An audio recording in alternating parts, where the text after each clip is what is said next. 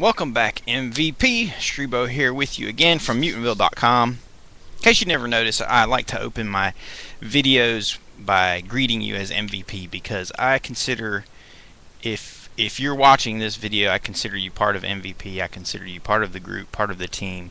I'm one of those guys. I like to believe that there's room enough for all of us out there, that hopefully if we all get along, we can do our best to promote the genres that we enjoy. I'm not just a fan of horror, but I'm also a fan of what I like to call, or what the French call, le fantastique, things fantastic, whether it's science fiction or fantasy or horror. I feel like those are just different sides to the same coin.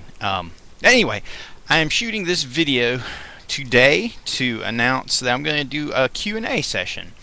I've been inspired by guys like the Dead Pit guys, or Wet Movie 1. So I thought I would open the floor up to people to ask me questions, because I receive a lot of questions on a lot of the forums I go to, whether it's on IMDb or Dead Pit or other places. People are constantly asking me about filmmaking, and obviously they ask me about horror films and whatnot. But I'm hoping perhaps you'll ask me about guerrilla filmmaking, because I am involved in making several projects, which I've been making for years, and we've kind of figured out how to do it all for no money. So if you have questions on anything, whether it's casting, dealing with actors, directing, working with storyboards, whatever, or if you just want to ask me any kind of question, just go for it, and I'll do my best to answer you. And I'm also going to do a little bit of an unpackaging today.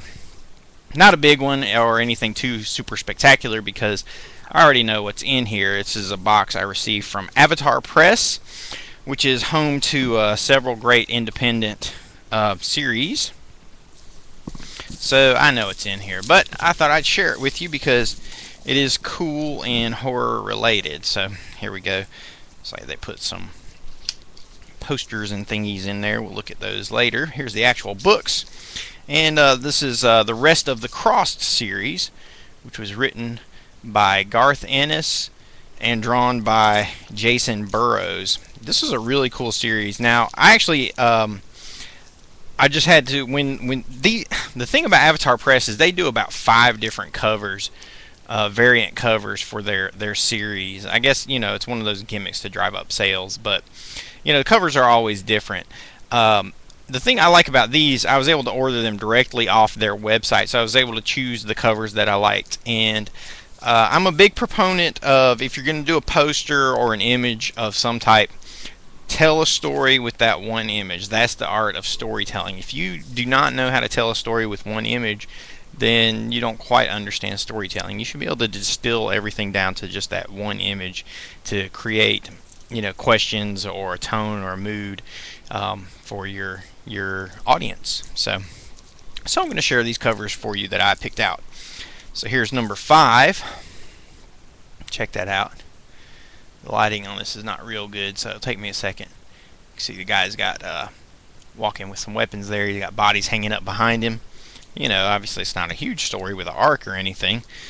That one's not one of the better ones, but it's a couple guys standing there looking all scary. Now here's a nasty one. Hopefully this doesn't get me pulled from YouTube for this.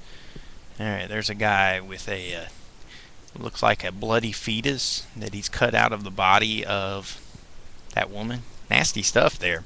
And this is a nasty series, which is why I'm promoting it to the horror fans out there. If you're not sure where to go to look for horror comics, obviously I recommend the classics if you want to dip through some EC Comics stuff to see what inspired guys like Romero and Carpenter and Tobe Hooper. But then in the 80s, Alan Moore's Swamp Thing was some great psychological horror. There have been some others over the years. The Sandman by Neil Gaiman had some great horror moments. It also had high fantasy and was a little syrupy at moments. But there were some storylines such as maybe A Doll's House, or what was the one with all the killers? Maybe that was A Doll's House. But anyway, good stuff out there. And Crossed is one I want to recommend to you that you should check out. It's kind of in the vein of, it's like 28 Days Later meets David Cronenberg's Shivers, in that these people, this strange epidemic spreads the land. Nobody knows what caused it, but people are being turned into rabid, raving maniacs with an insatiable sexual appetite. They try to kill and screw everything, and sometimes in that order. It's a nasty series. Now check out this image. I like this one. It's a cheerleader, you see, but check out, for pom-poms she has severed heads. I like that image there. That's pretty cool. So it's a cool post-apocalyptic series, kind of like a zombie, post-apocalyptic zombie story, but they're not zombies. They're these, infected individuals, like 28 Days Later or Robert Rodriguez's Planet Terror, something along those lines. According to the rumor mill, it's finally been optioned for a movie, so it should be pretty cool. I mean, it's pretty simple setup. Well, this is not a very fascinating cover on the end, but it shows all the survivors there. Those are the people that we follow throughout the series as they try to survive and make their way through it.